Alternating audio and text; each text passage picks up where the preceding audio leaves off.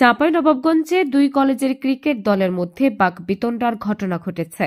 বৃহস্পতিবার সন্ধ্যার আগ মুহূর্তে শহরের পুরাতন স্টেডিয়ামে এই ঘটনা ঘটে। এতে কোনো হতাহতের ঘটনা না ঘটলেও শহর জুড়ে আতঙ্ক ছড়িয়ে পড়ে। থানা পুলিশের দাবি, ক্রিকেট খেলাকে কেন্দ্র করে দু দলের মধ্যে স্লেজিং হওয়ায় এই ঘটনার সূত্রপাত। খোঁজ নিয়ে জানা গেছে, তারুণ্যের উৎসব উপলক্ষে জেলা প্রশাসনের আয়োজনে টি10 ক্রিকেট টুর্নামেন্টের উদ্বোধন করা হয় বুধবার। টুর্নামেন্টের দ্বিতীয় দিনে বৃহস্পতিবার বিকেলে চাঁপাইনবাবগঞ্জ পলিটেকনিক ইনস্টিটিউট ও Shah Niamatullah degree college cricket দলের খেলা চলছিল। এই সময় দুই দলের খেলোয়াড়ের মধ্যে স্লেজিং হয়।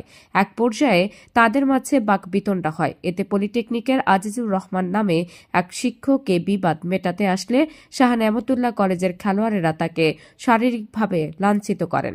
বিষয়টি জানাজানি হলে পলিটেকনিকের শিক্ষার্থী লাঠি সোটা নিয়ে স্টেডিয়াম এলাকায় অবস্থান নেয়। পরে অতিরিক্ত পুলিশ গিয়ে পরিস্থিতি নিয়ন্ত্রণ করে। এরপর থেকে পলিটেকনিকের শিক্ষার্থীরা বিচার দাবিতে জেলা প্রশাসকের কার্যালয়ের সামনে অবস্থান করছে।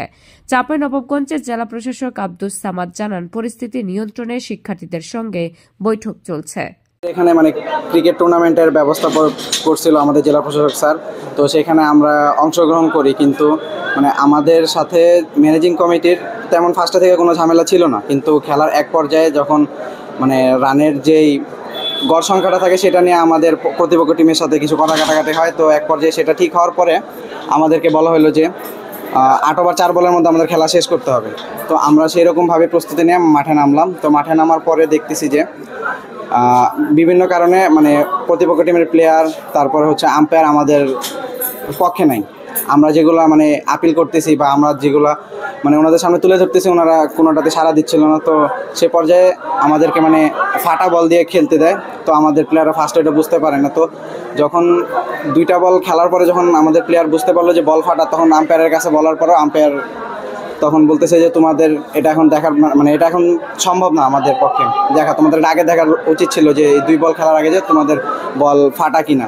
তো এইটা নিয়ে সমস্যা সমাধান হওয়ার পরে আমাদের 8 ওভার 4 বলে খেলা শেষ করার কথা। তো ম্যানেজিং কমিটি এসে বলতেছে তোমাদের 8 ওভারে খেলা শেষ করতে হবে।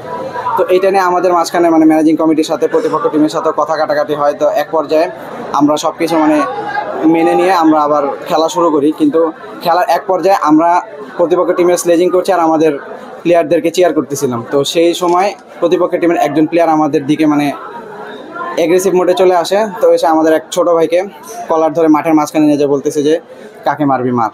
তো এখান থেকে ঘটনা শুক্রবার যখন আমাদের স্যার এটা প্রতিরক্ষা করতে গিয়েছিল, তখন স্যারকেও তারা ধাক্কা মেরে সরিয়ে দিয়ে অপমান করছে, আমাদের পলিটেকনিককেও আর আমাদের ছাত্রকেও। ম্যাচের ফলাফল কি ঘোষণা হয়েছে? না, ম্যাচের ফলাফল ঘোষণা হয়নি। ম্যাচের প্রায় শেষের দিকে তখন আমরা খেলা বর্জন করে চলে আসি। স্যারের নাম আজিজুর রহমান। আমার নাম সামিউল সাদমান। নাহার নিশি, সিএন বাংলা, ডেস্ক রিপোর্ট।